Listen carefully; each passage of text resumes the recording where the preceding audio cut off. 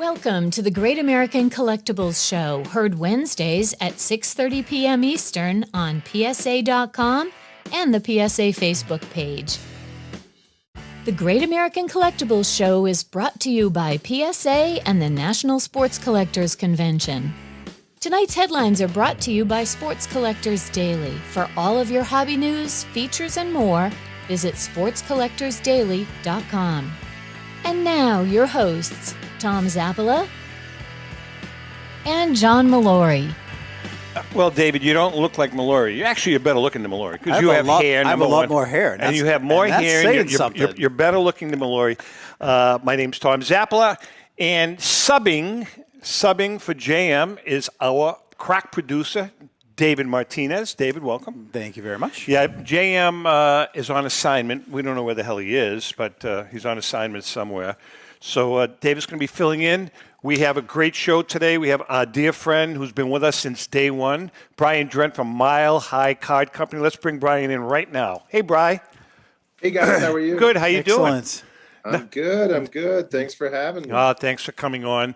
We also have, in a few minutes, Lee Behrens from Sterling Sports, I think, is going to join us for a couple of minutes. He's got an auction coming on. And then later on in the show, excuse me, we have two of the key people for the National.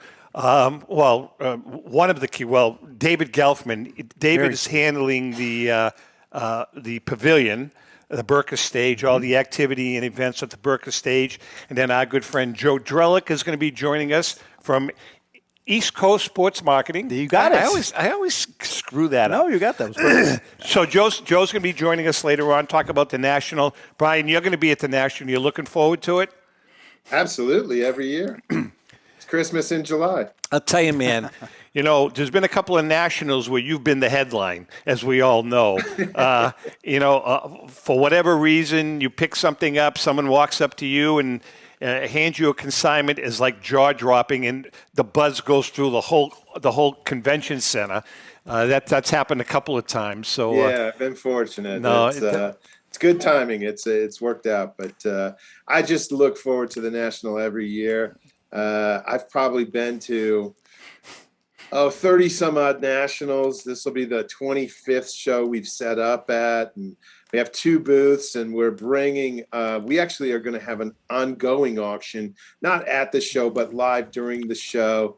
And then it'll culminate the Saturday after the show. And we've got some great material, so it'll be fun to bring that out and display some really great material at the show. And it's always great to meet and greet our customers and be around dealers and friends that I've been around for quite honestly ever. We talk about that, David. We've talked about this on the air.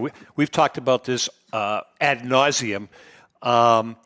It's amazing how you guys are all competitors, but then you guys are all friends. I talk about like you and Thomas Sulo and Grady. JP and Derek and Brian Dwyer. You guys it's like a fraternity, man. And you guys are heavy competitors against each other. But when all is said and done, at the end of the night, you have no problem going out for a cocktail or some dinner and just hanging out.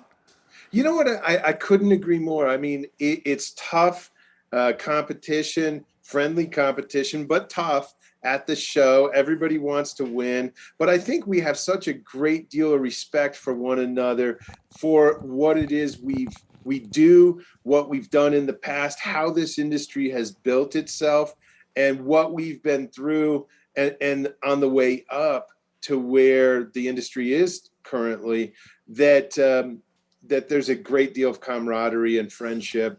And a lot of the guys in this business are some of my very best friends. Yeah, and I think with business, it seems to me a business like this it's all about relationships. Absolutely. The relationships you build between the rival auction houses, but even the relationships with the consigners too.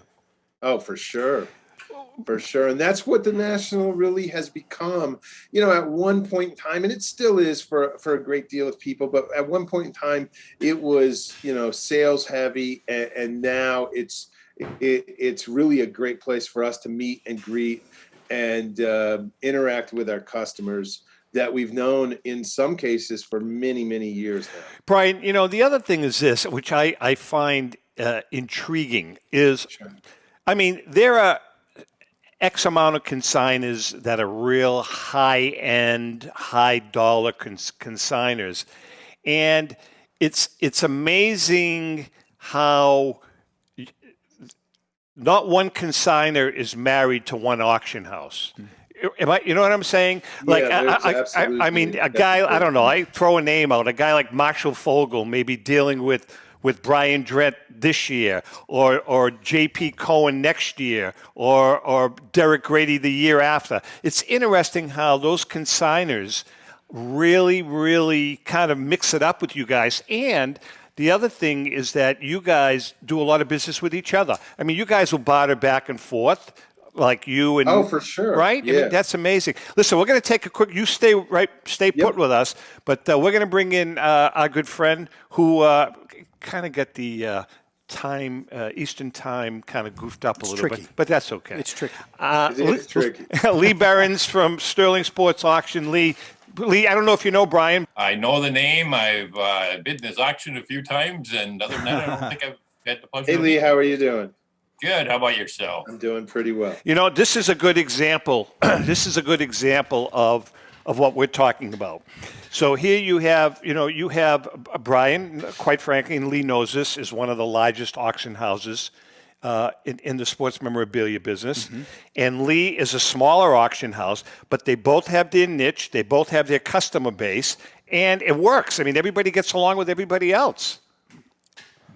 Yeah, that it is. I mean, between whether it's you're bidding on them or if something doesn't fit into your auction, you might have a relationship with another auction site to tell people to go check out that auction site. Absolutely. Right on. All right, Lee, tell us about your auction. What do you got going on?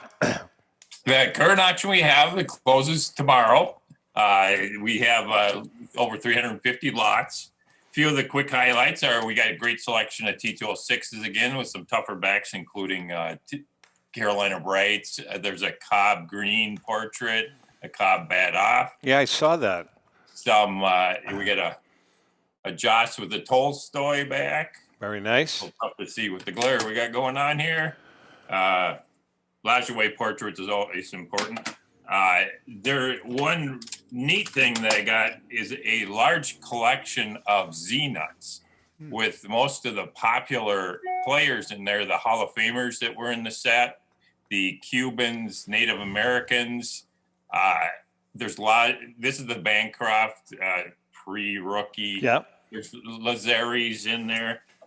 It was really a nice consignment that came in unexpectedly that I think a lot of people, you just don't see them, the very low population report. And these are all very presentable cards. Some of them as high as PSA 7. Very cool stuff. Very cool stuff. Did you have a question, David? How was it like putting this auction together? Do you have how many lots do you have, and what were the consigners like? Do you have a wide array? This auction in this time frame always seems to be a little bit of a struggle. I think if people are busy in the springtime, mm-hmm. It's always been numbers wise less than a lot of them, but the quality of this one, which was 350 lots, nice, is really good. We're happy with the quality on it, but it's hit or miss. I mean, I've got 2 collections right now I'm working on for the next auction. It'll probably be spread over a couple of them because of the size of them right now. Lee, what about the National? Are you going to be at the National? This year I will not be, just because of the logistics for myself to get there. To being in Minnesota, I have to fly into Philadelphia, try to take a car, and it just doesn't work out for me to. I'd love to be there, but cost-wise, I can't balance that out yet. Yeah, no, listen, that's understandable. We've talked about that in the past. I want to talk to Brian later on about that, about the National, and maybe reconfiguring it a little bit at some point in time so everybody can go to a National. But you never know. You've had a great year. You've had a great 2 years, correct? Yes, it's been very, very good. I mean, the prices continue strong. There seems to be a little bit of leveling off, but overall, it's really a pretty strong market out there yet. Hopefully it stays that strong. Well, again, before we let you go, last week we had the guys from Card Ladder on, excuse me, And they showed us the analytics, and it seems as though the vintage market is still holding firm and even still appreciating a little bit. And the modern market is what's modern and ultra modern seems to be softening. So that's, I think we made that prediction a year ago that, at some point in time, Brian and I have talked about it, and a couple of other guys. At some point in time, I'm not saying the bubble's going to burst, but I think things are kind of evening out.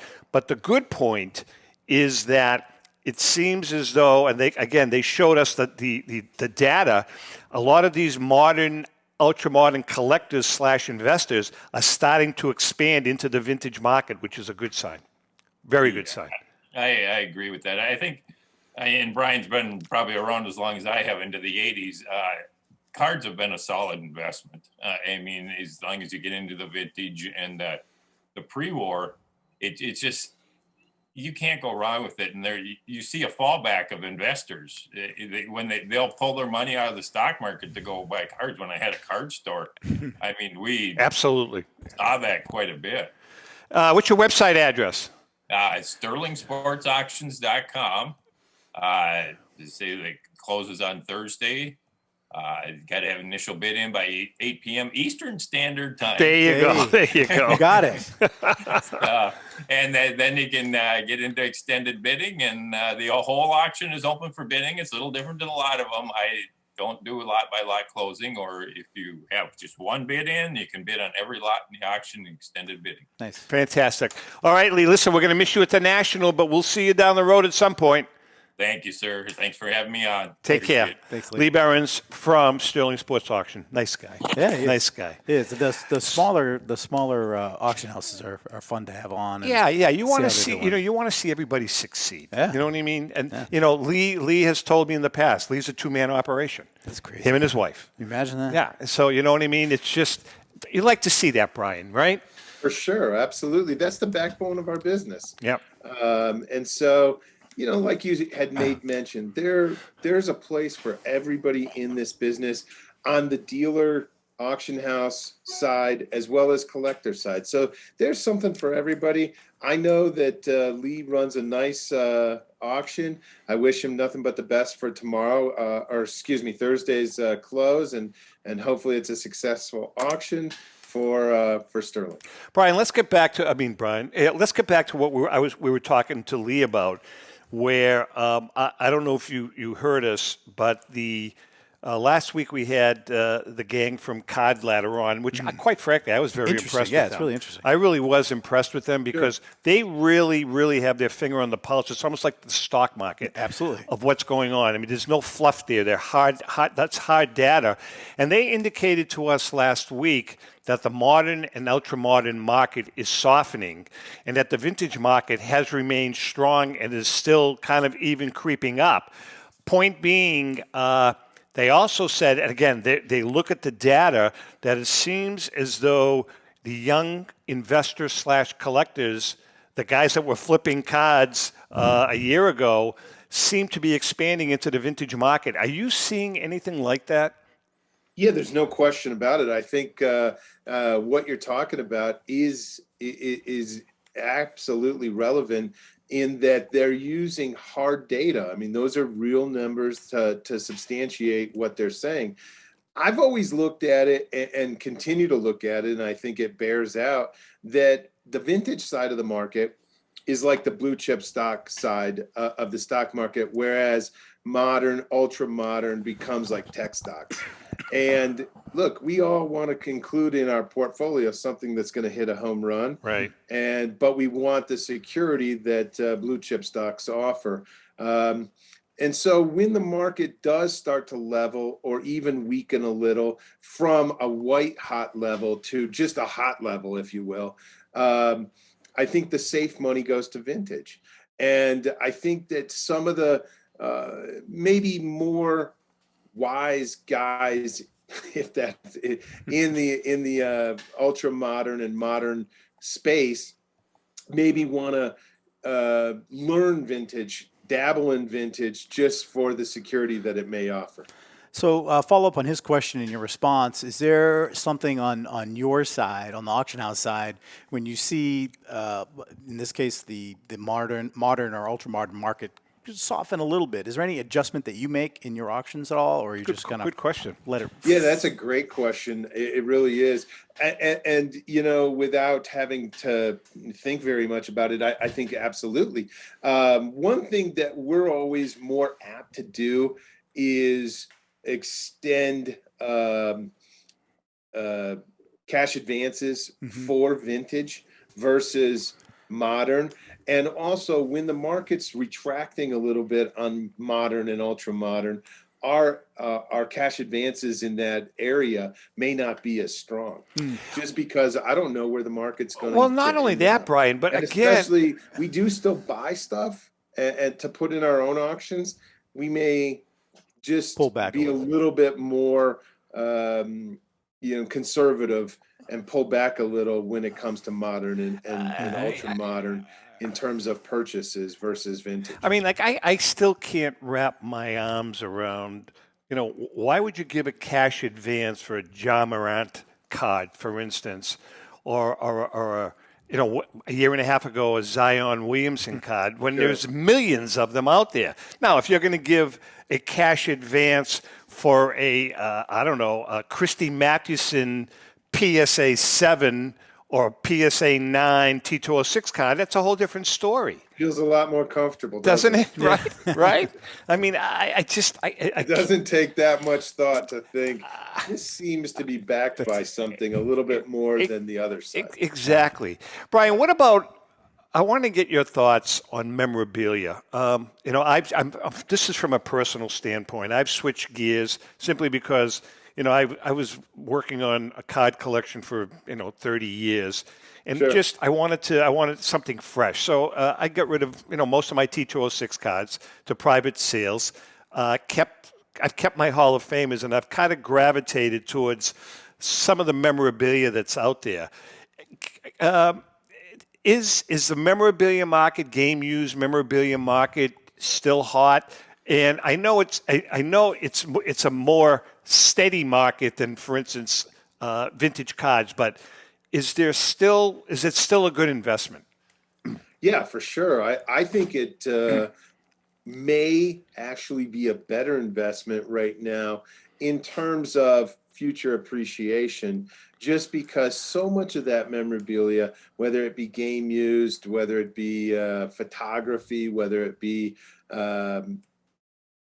advertising pieces, is so much more limited than even some of the cards, especially mid-grade cards, that the opportunity for upside is probably greater in that area than maybe even cards right now.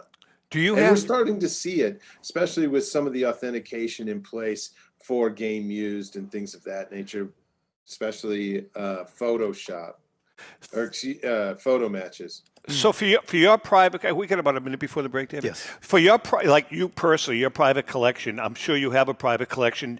Do you gravitate towards cards, memorabilia, or a little of both? What's funny is I don't have any cards. You don't. That's no. I love cards. Yeah. I own cards. Yeah. But they're part of the business. The major portion of my collection is game used. So I have a game used Ruth bat. I have a game used Williams bat. I have Gretzky game used jersey, a couple Ripken jerseys, a Rose jersey. Nice. See, that's the stuff an that Elway right around his rookie year. See, that's the stuff that's really been intriguing to me. That's what I've been starting to do. And some of my stuff, again, because of my mentality, I go back to the T206 stuff. I just picked up, I have a really cool Christy Mathewson T206. It's a high grade. And then I have in my little case on my piano, I have my Pitching in a Pinch, first edition. Yeah. And then next to him, though, I have a Chief Myers T206, a high-grade T206 Chief Myers. And then I just picked up one of two signed baseballs by Chief Myers. who was Christie's battery mate. And Sure. so it's kind of like, that's kind of the stuff I'm gravitating towards. All right, we're going to take a quick break. We are chatting with Brian Drent from Mile High Card Company. We have a lot to talk about. Brian says everything's open game today. Ooh. So we're going to take advantage of that, because one thing about you, Brian, is you're not afraid to tell it like it is. Hang in there. We'll be right back. Since 1996, Brian Drent and the staff at Denver's Mile High Card Company have led the charge in the collectibles hobby. Mile High is a full-service dealer specializing in buying and selling cards, and offers a competitive consignment program for all collectors. Whether it be their computerized want list service, appraisals, or auction services, Mile High has it all. If you've been searching for a company with a selection of high-grade vintage 1888 to 1970 baseball cards and memorabilia that shares your passion, aim high, Mile High. Go to milehighcardco.com or call 303-840-2784 for more information. This is Brian Drent, president of Mile High Card Company. Is your sports card and memorabilia collection properly insured? For easily replaced personal property, homeowners insurance is all most people need. But for prized possessions that you may have spent a lifetime collecting, it doesn't go nearly far enough. Collectibles Insurance Services has been insuring for over 50 years. They offer a full range of protection and a $0 deductible at an affordable rate with no appraisals required. I know because they insure my collection. If you have a minute, go to collectinsure.com and learn more about insuring your personal card or memorabilia collection. Hi, this is Dan from Memory Lane Auctions, here to remind you that the renowned Memory Lane Collectibles Company has served as a beacon of light to the collecting community for the past several decades. Indeed, folks, it has been our utmost privilege and pleasure to provide the most enthusiastic collectors with an abundance of the finest sports cards and memorabilia for America's most coveted sports personalities via our world-class auctions. Whether you choose either a private sale transaction or the auction route, Memory Lane cordially invites you to reach out to us to maximize the value of your prized possessions. Also, it is not just sales that we pride ourselves on being the best of the rest, because if you are seeking a particular keepsake for your esteemed gathering, we will be relentless in our quest to find that special piece to fulfill your collecting dreams. So no time to wait. Reach out to us today for the purposes of capitalizing on our unparalleled marketing capabilities. Simply pick up the phone and dial 877-606-5263. That's 877-606-LANE, or find us on the World Wide Web at www.memorylaneinc.com. Now is the time for your valued consignment to ultimately become another one of Memory Lane's record-setting prices. How would you like to own the bat that was used by your favorite player when he hit that towering home run or game-winning base hit? Now look no further than JT Sports, specializing in the sale and authentication of professional game-used bats. As the official authenticators of professional model game-used bats for PSA DNA, JT Sports will guarantee the authenticity of any bat purchased from them. JT Sports also buys and sells game-worn uniforms, gloves, and baseball equipment. The unique quality of the collectible is what JT Sports is all about. Give them a call at 609-487-8003 or check them out at GameUseBats.com. Okay, we are back, and we are chatting with Brian Drent from a Mile High Card Company. Brian, let's talk first of all about the modern market. Is the bubble bursting, in your opinion, or is it just correcting itself? Yeah, that's a great question. I think the bubble's not bursting. I think it's absolutely a correction in terms of, the value of great modern material. Some of the limited, the more limited, the better. That stuff seemingly holding its value. It's the base issues that we're seeing, that are struggling with prices right now. So I think people are understanding to collect the very best from each segment of the market, whether it's modern, ultra modern, and or vintage. Collect the best from those segments, and you'll be okay. But we're seeing a correction for sure. Brian, last week, or might have been 10 days or so, Bill Gates had an article, and he talked a lot about Bitcoin, and he thought that was a scam. But he also mentioned NFTs as something that he didn't find to be real. What is your opinion on that? And I know we're all trying to learn about it. I know you're trying to learn more about NFTs, but where do you stand on NFTs? I'm not incredibly well versed with NFTs. I absolutely understand the process and understand the NFTs in general. I know where Bill Gates is coming from, and I don't agree with everything Bill Gates always says. So I'm on a little bit different side of things sometimes than Bill Gates may be. But with that said, I think what he is saying is exactly true. It's nice to put your money with something that backs it up. It seems, as with crypto, it seems kind of smoke and mirrors-ish, if you will. Yeah. And so during times of some question, you don't want to base your portfolio with smoke and mirrors. Do you think, if I could just follow up? Go ahead. I work at another place with a lot of young people, and there's several they're in their late 20s that are heavily into NFTs. Are they really? Oh, yeah, big time. Heavily into NFTs, and I'm wondering too if there's a little bit of a generational thing where they understand the digital aspect of it a little bit better or more comfortable with it, maybe.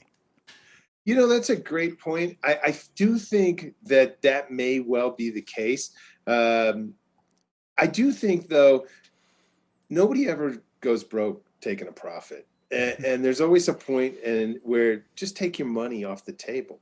And, people say, with crypto or NFTs, I've lost this, I've lost that, I've lost this. Well, you really haven't lost anything. You've actually made money. You just have lost possible profits or profits that were on paper. That's a good point. Take your money off the table once in a while. That's a damn good point. And you know what? The same thing can be said about cards. We just worked with a customer and a consignor now that had an extensive collection. He gave us a great deal of material. We're really excited to be able to showcase it at the upcoming National in Atlantic City. And it was time for him to take some money off the table. Take some off the stack. It's okay once in a while.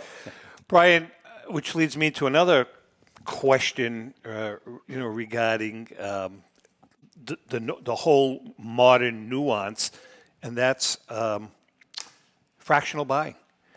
What is your opinion? I'm still on the fence. I mean, about the whole fractional buying concept, and it's funny because I've talked to a lot of auctioneers, dealers, and it's almost like it's 50-50. Some are big supporters of it. Some are looking at it with a little jaundiced eye. What are your thoughts? I'll tell you something. We talked a little bit off air about this, and I think fractional ownership is most likely here to stay. It's accentuated in a white-hot market. There's a great place for fractional ownership. Number one, the money has gotten so big on some items that ownership of those type of items isn't a possibility for a great deal of collectors anymore. So it's better to own a piece of that item than obviously nothing of that item or not own it at all. With that said, I think fractional ownership is accentuated in an extremely hot market. Its place becomes lesser in a market that's adjusting or is, maybe not as white hot as we've seen. And so as our market levels off, I think the place for fractional ownership potentially could level off. And that's where, I have friends and people I know that are in the fractional space. The last thing I want to do is upset them, but in reality, it conflicts with my business. It conflicts with the auction business. That said, I have nothing against it, but I just think there's a time and place for it. And a strong to ultra strong market is the place. When the market adjusts a little bit, I think their business may be on the decline. Something I think you hit it pretty much on the head. It's almost like there's a lot of the hobby's been around for a long time, but there's a lot of new things that have just popped up in the last 2 or 3 years, and it's like, what's hot, what's not, what's right, what's wrong, what's going to work, what's not going to work. It's like, you know what, we're seeing things in our market that other businesses have done for a long time. We've seen people that we know come and go from certain positions, transfer, move to other companies. And, in other industries that are more mature than ours, that's called a Tuesday. Right. In this industry, it's become it's eye-opening to us. We've also seen different things, with fractional ownership, with skyrocketing prices on ultra modern, with whether it's hockey or soccer, Formula One, different sports gaining traction. All of these things are taking place, and really it's a great place in our business because it's the maturation of our business. Interesting. Go ahead. Brian, when you're a reasonably large auction house, do you guys go back and look at what was hot for particular auctions, and can you sense trends, and do you take the next auction and the next auction and kind of shape that towards that trend at all?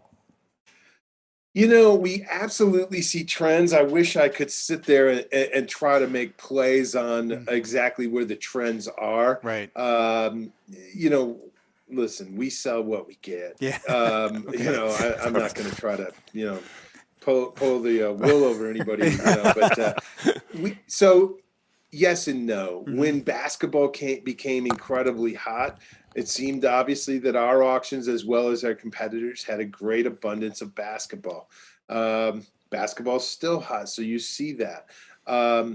The one thing that I would say is we absolutely do see trends. This is a cyclical business, just like any business. Right. And if you're not at the forefront of it, it's really hard to spot the trends. And that's why I always tell people, if you're working with an auction house or a dealer, work with somebody that you do in fact trust, that's in the trenches, because they'll be able to spot trends and help point you in the right direction.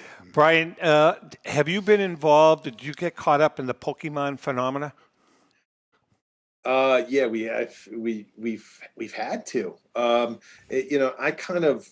be completely honest. At some points, I shunned Pokemon just because it just wasn't me. Yeah, it wasn't what we do. We brought on a person that really has helped us in the modern market, ultra modern market, and even specifically into the Pokemon market, because the values were so extraordinary that we couldn't turn a blind eye to it. It's kind of like, at the beginning, ESPN wouldn't do anything with UFC, and then they wouldn't even report on UFC. And then now it's the lead story on a Saturday night Sports Center. That's a big. That's huge. That's huge in the NFT market. Yeah, you always have to have your eyes wide open. That's what being in business is. Understanding where the trends are, understanding what's going on, understanding where your business is, and more importantly, sometimes where your competitor's business is. Brian, are you concerned with so many of the security breaches that are occurring across the country, with break-ins and little card shops, and not only that, but the whole thing about forgeries and fraud, and I mean, it's become such a lucrative market. It seems like all of these undesirables are really trying to infiltrate the hobby. Yeah, I mean, there's no question about it. Where people see value, where people see monetary gain and money, quite honestly, is where you're going to see fraud. And, it sickens me. It really does when I see friends of mine, people I know that own brick and mortar shops that are being broken into. And some of the break-ins are becoming, some are elaborate, some are smash and grabs. But, it's very, very unfortunate. But I don't see it stopping right now. Unfortunately, there's a crime wave in the United States that proliferates, and it's to some degree it's too easy. Yeah. These guys, they're not being caught most of them. It's going to be the real only time interesting. they get caught is when they go to sell the material. I'll tell you what, it's going to be real interesting this year at the National. I think the security is going to be off the charts. Really? Oh, I really think do. It needs to be. Yeah, I do too. I mean, it's just. Is there theft at the National as well? Oh God, Is there really? There's been some tremendous theft over the years. I'll tell you, we employed. I think it was last year. Yeah, it was last year in Chicago. We employed uniformed police officers at our booth because we had a T206 Honus Wagner. But for that, when don't we? I was going to say that. You're like the king, the king of the Wagners. That's a joke. Jeez. That's a No, joke, it's the but- truth. I think it's. I think you and Dwyer have kind of like a race going on between the two of you. You guys take turns. You and Brian. So, anyways, we had these guys working at uniformed police officers in the booth 2 at a time. And they shared with us some of the crime that happens more specifically in Chicago and showed us videos on their phone. It was staggering what it really is. And it sounds crazy, but there's a band of gypsies around Chicago, and they come in, whether it be a sports memorabilia show, whether it be a gem show, a coin show, and they work in tandems. And they showed us videos of how it's done. And they will literally go up to a booth, more specifically at a gem show, and they'll spend $20,000 to $40,000, but they'll do so to basically distract the people running the booth, so Imagine the that. other part of their crew can steal. That's crazy. And it's unbelievable. They showed us videos on their phone of these heists. What?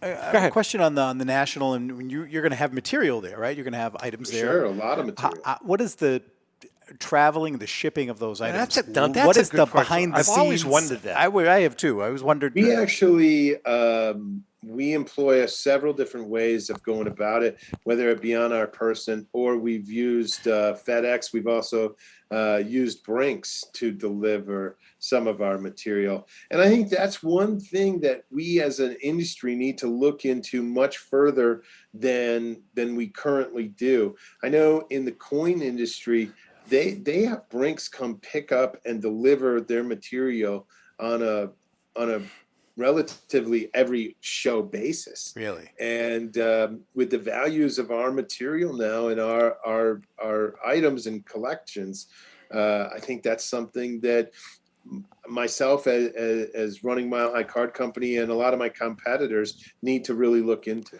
Brian, we have a few minutes left, and this is probably the most important question in the entire show. Did the Red Sox make a mistake with Trevor Story? Oh man, he's a pretty nice ball player. His production's been okay. The batting average is low. I mean, he had a streak. You know, he's got 9 home runs, and he had a streak where he hit like 6 or 7 of them in 2 weeks. But man, I mean, he's got a good glove, man, but he's not doing much. And the Boston fans are starting to get a little antsy because, you know, he's a long-termer. And man, if you don't produce, I mean, we've seen it. We saw it with Julio Hugo. What's his name? I can't remember. There's a couple of them. There's a bunch of them through time. If they don't produce, man, after a year and a half, the fans become relentless. Is he going to be okay? Yeah, I think he'll be okay. I mean, one thing to keep in mind, and you guys know it better than anybody, playing in Boston's a lot different than playing in Denver. Yeah, and that's true. Because unfortunately, the Rockies, their ownership, they don't care if they win or lose. Right. Yeah. They really don't care. And Denver, we're in the Stanley Cup. The Avalanche are doing incredibly well. Yeah, they're great. But with that said, you know, it's a Bronco town all the time. Yeah. And baseball doesn't matter. Unfortunately in Boston, or fortunately for you guys, Boston, you know, baseball is a big deal. Yeah. And so playing here, you're kind of under the radar. He can go out and put up numbers and there's not a lot of pressure. Well, you know, I've noticed that. I mean, we've had players come through the doors that just can't perform under the big lights. Yeah, that's a big question that I would have asked Brian. Brian last year, is does he have Kyle the right Crawford, person? Kyle Crawford was a good perfect example. Kyle Crawford collapsed. Do they have the right personality for that kind of potential? You know, New York, the Boston. Rockies the year or two before, they had DJ LeMahieu. And I think, the Yankee fans, not to bring up a sore subject, but the Yankee fans, they were so excited about Stanton. And I kept telling people, don't sleep on LeMahieu. He's only won 2 batting titles there and produced every year. And so he was able to transition and play on a big stage. Yeah. Same thing with Arenado. Last year, he had to fit in a little bit in St. Louis, but he's played well. He's played real well. So not everybody can transition and do that in a baseball town. Brian, we have a couple of minutes left. What's hot and what's not? Man, I'll tell you, it seems to me pre-war seems to be really hot right now. Our last auction, some of the prices were really extraordinary. I had to look long and hard through our March 31st auction to even find items that I didn't think performed well. We have a great deal of pre-war in the upcoming auction. So I'd say pre-war is really hot. And, to go back against onto what we talked about already, it seems to me that ultra modern is probably not hot. And so you have an auction that's, when does the auction start? Yeah, it's going to start July 18th and we'll finish up August 6th. So it'll be live during the National, ongoing. We'll have a great deal of material at the show. That's in the auction. That'll be in the auction.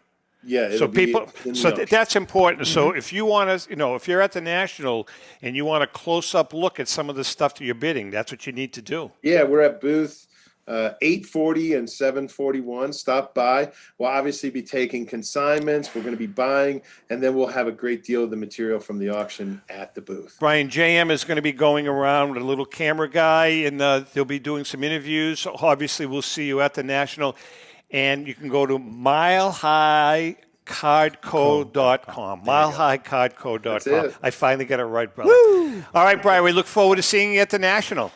All right. See you guys there. Be well. Take care. Take care, Brian. Brian Drent from Mile High Card Company. Good guy. Let's take a break. Yeah, we're going to take a quick break. We come back. Hopefully, we'll be chatting with Joe Drelich and David Gelfman. Hang in there. We'll be right back.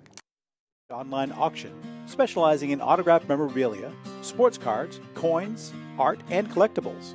Since their founding in 2010, they've grown to 2 facilities in Phoenix, Arizona, totaling over 60,000 square feet.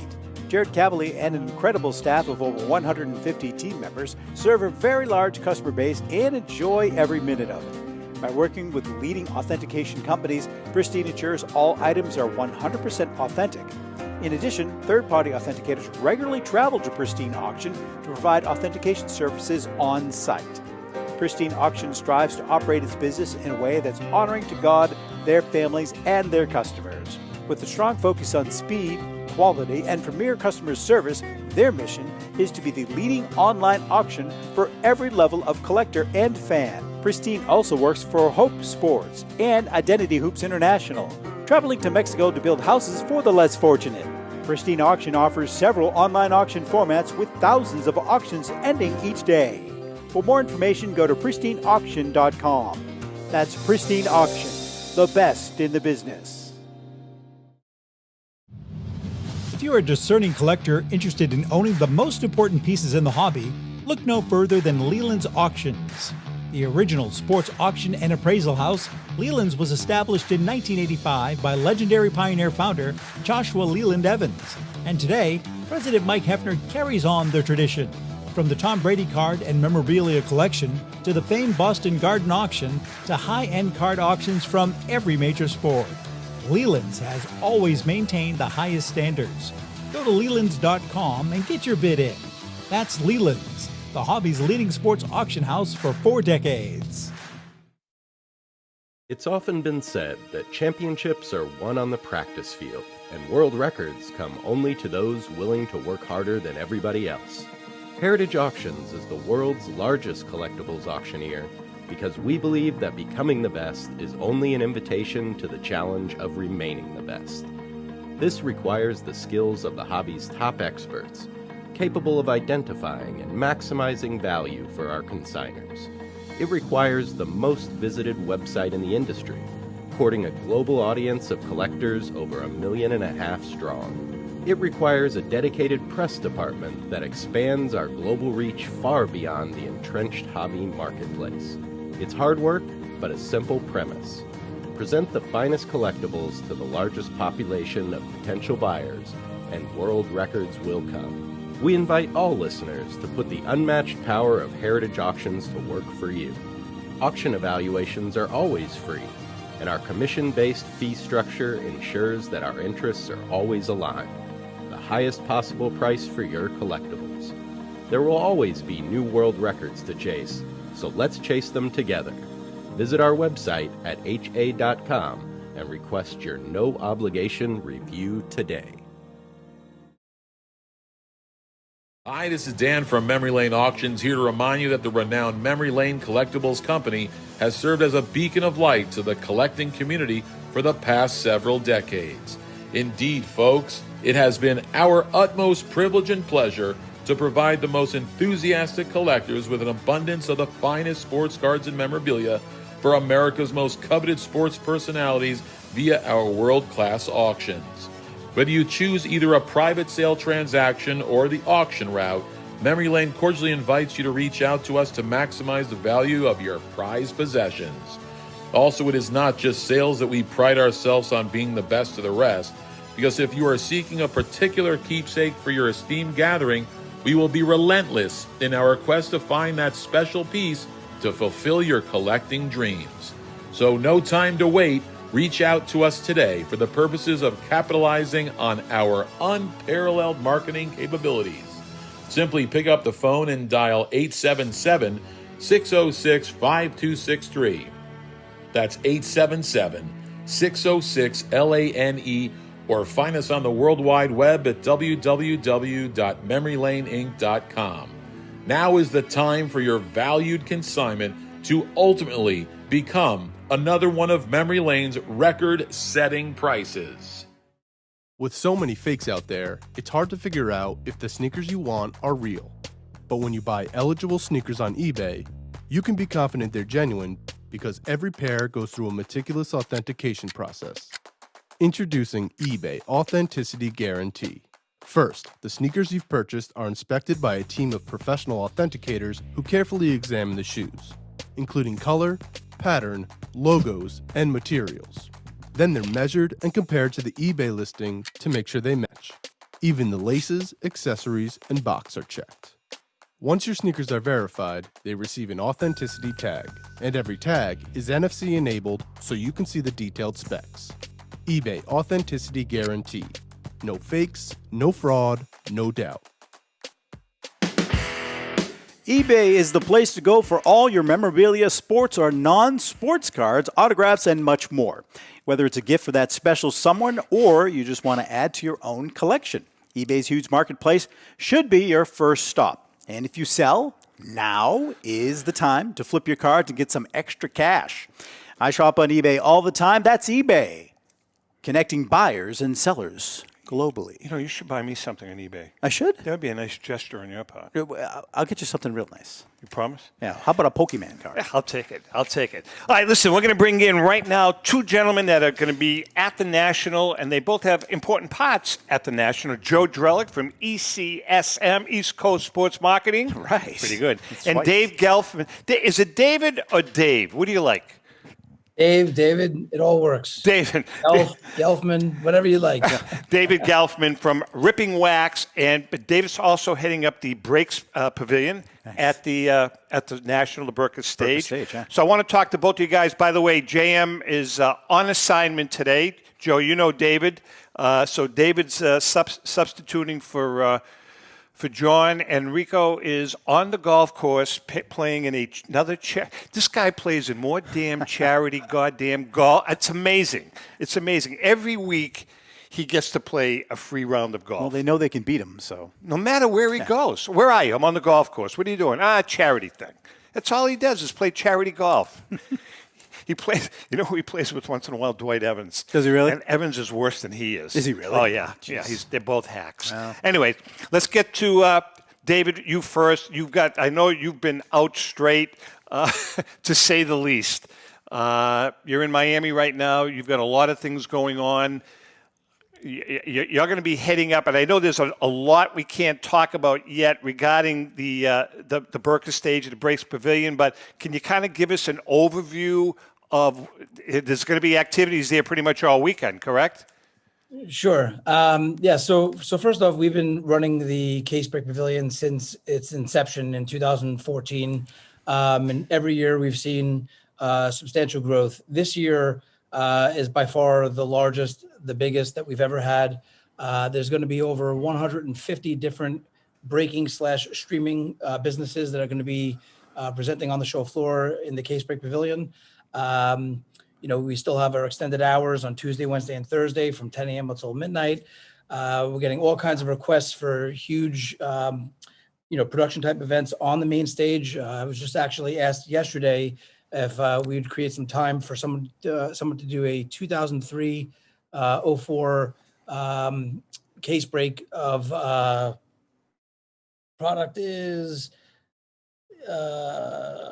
lost me at the second, but it's the best LeBron James rookie product that there is. Uh-huh. So I think it's about a $500,000 or $600,000 case break that would happen. Wow. And obviously we're fortunate enough, they've been gracious enough to invite us back to do the show from the stage. And David's going to be joining us, so we're going to get a couple of other guys to join us on that Friday. So we're excited about it. And obviously, what we're going to do is we'll be broadcasting the show over a period of time in little snippets on the PSA Facebook page, YouTube, Sports Collectors Daily, all the different platforms. So that's good. Now, Joe, on the other hand, you're going to be there. Why don't you tell us about some of the stuff that's going to be going on at the ECSM booth? Well, primarily, we're proud to be partnered up with James Fiorentino, the artist that you guys have had on the show, I think, a few times. Mm-hmm. So our booth is going to be dedicated to James, James's current artwork projects. We're collaborating with James, an idea that James and I, speaking of the golf course, thought up on the golf course during COVID, and exhibiting some of the fine artwork that James has produced over the last 2 years.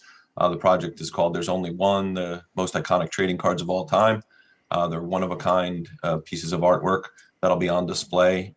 Some of them are already sold, and the buyers have allowed us to bring them and exhibit them, which we're excited about, and there'll be a few pieces that'll be for sale as well.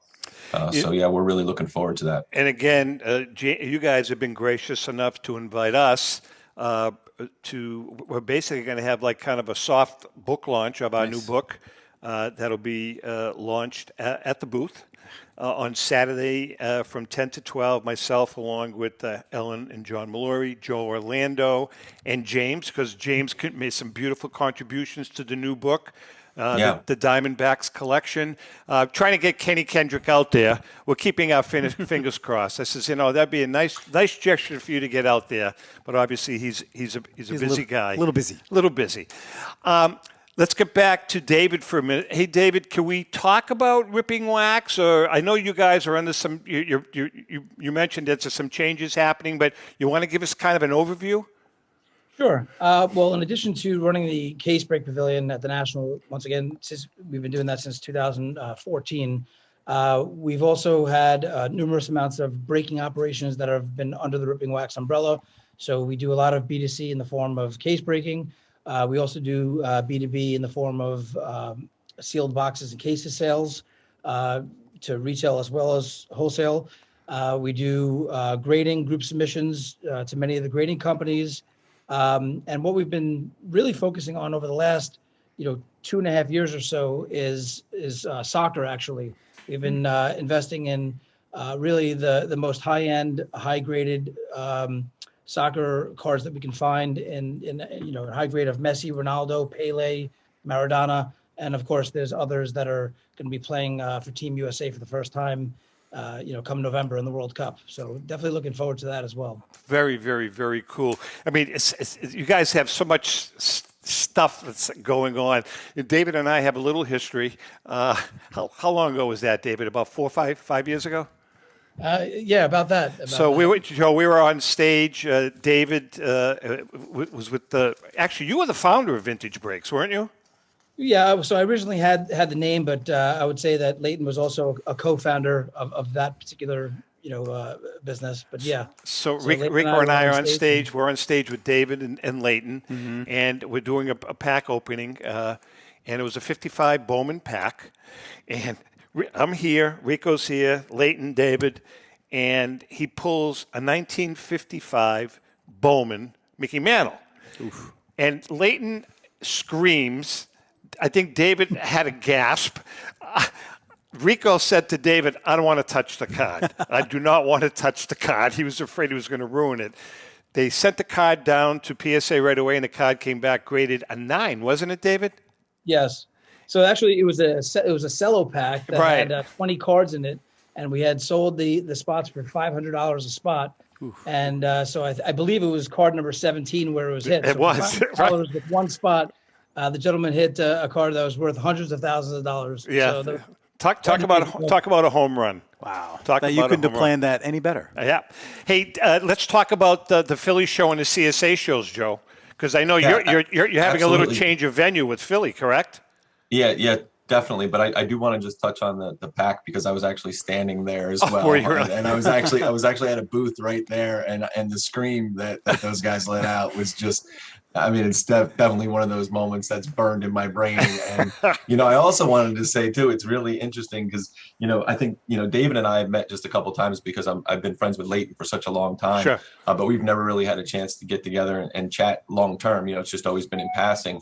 But I do want to say, like, the vintage breaks concept and everything, a lot of people move past it because breaking has become so big and it's become such a popular thing. Like, I don't know that Vintage Breaks was the founder, but I just wanted to take a moment and say, like, not only that moment that they captured in history, but from that moment forward, I feel like that was almost like the catapult where breaking just literally exploded. You're dead on. And, I don't know what the viral views of that moment were, or, and I understand that, like, our hobby is kind of like special because even in the grand scheme of things, like if we get 30,000 views inside of our hobby, like that's major news where, in the real world, it's millions of views that people are looking at. But in our hobby, I just remember that as being a very iconic moment. So I was standing right there. So it was super cool. That was a blast.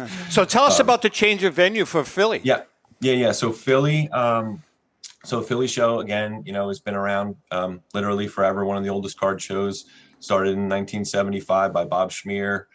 Taken over about 15, 18 years ago by David Hunt from Hunt Auctions. Had a couple of location moves just due to the original building where it was being sold, actually. So it went out to Reading for a while, and then David brought it back to the Valley Forge Casino where it's been for the last 14 years. My company, East Coast Sports Marketing, took it over in 2017. And we've been operating there as a full sellout since 2017 and just trying to accommodate, the dealers and the demand. That area is just a fantastic area. Most of the trading card companies were in that vicinity. So people have attics and basements, and it just seems like the Northeast is where all the cards are. So with that being said, we've been up against the wall for a little while now with size. Our show's been maxed out for a while now, which is fantastic. And there's a facility down the street called the Greater Oaks. I'm drawing a blank here. The Greater Oaks Expo Hall. It's 240,000 square feet. It's literally 6 miles down the street from the casino.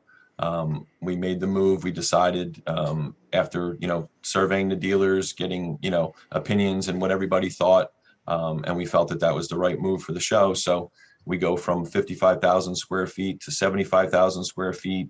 It'll allow us to accommodate the existing demand that we have. And there's also the ability to expand beyond that with the building being 240,000 square feet. So. And the CSA show ends when? So CSA, So CSA is actually this weekend. So that's Friday, Saturday, Sunday this weekend. That's at the Dulles Expo Center in Chantilly, Virginia. right outside of Washington, D.C. It's only 6 or 7 miles from the airport, easy to get to. Definitely worth the trip if you haven't been down there. The show has really grown into a really hotbed of collector, vintage and modern. We've got dealers this show from 21 different states. Show's completely sold out. We've actually sold vendor space into our autograph pavilion area to reach the demand that's there. So we're excited about that this weekend. All right, guys. Well, listen, thanks for taking the time. David, if you need any help from now until, getting the word out for anything, just email me. If there's anything you need, at the pavilion to get the word out to the hobby, just let us know, and we'll get it out for you. Well, thank you very much. I also just want to say in parting that it's I would feel like I have to mention this year's sponsor. So the Case Break Pavilion this year is the Ripping Wax Case Break Pavilion, powered by Whatnot. And so this is the largest sponsorship that we've ever done. And they're going to be present with 5 30 by 30 booths. Wow. Building. I can't really kind of explain it yet, but it's going to be very exciting. There's going to be a lot of things that are going on there. And, we have our work cut out for us in the next month or so. I know you guys do have your work cut out, but it's going to be a blast. Guys, thank you both. And we look forward to seeing both of you guys at the National. Absolutely. Thank you. All right. Take care. Dave Gelfman and Joe Drelich, two good guys. It's the season. Yeah. All right, listen, we're about done. It's a wrap. Hey, thank you for hopping in. Should I do the read? Oh, yeah. CSA, real quick. Let's make some money. CSA Shows is proud to present the Chantilly Show being held on June 24th, this 26th. Weekend. That is this weekend, as we just heard. Held at the Dulles Expo Center in Chantilly, Virginia, just minutes from the Dulles International Airport. Celebrating over 25 years at the same location. There'll be over 300 dealer tables exhibiting over 100,000 square feet of space. Enormous. Both vintage sports cards, memorabilia, as well as modern-day sports treasures. You won't have to look very far for that special card, bat, ball, or autograph. Major auction houses and third-party grading companies will be on site to assist you with your own collection and authentication needs. Some of the greatest players to ever grace the gridiron will be on hand, including Mel Blount, Chris Carter, Marshall Faulk, Doug Flutie, Mean Joe Green, Richard Seymour, and many, many more. For more information, go to csashows.com. That's the Chantilly Show, where you can find all of your sports collectible treasures. Well said. Very nice job. Thank you. Chrissy, thanks as always. The lovely Chrissy Cunningham. She's absolutely beautiful. You're welcome. Boom Boom, as we like to call it. Yeah, Boom Boom. That's my stage name. It is. With that being said, again, we'll see you guys at the National next week. Actually, just real quickly, next week we're recording 2 shows so that we can have 4th of July week off. Right. So we're going to be doing 2 shows back to back. We'll talk about that later. But JM and Rico will both be in the house. With that being said, we love you guys. Thanks for the support and happy collecting.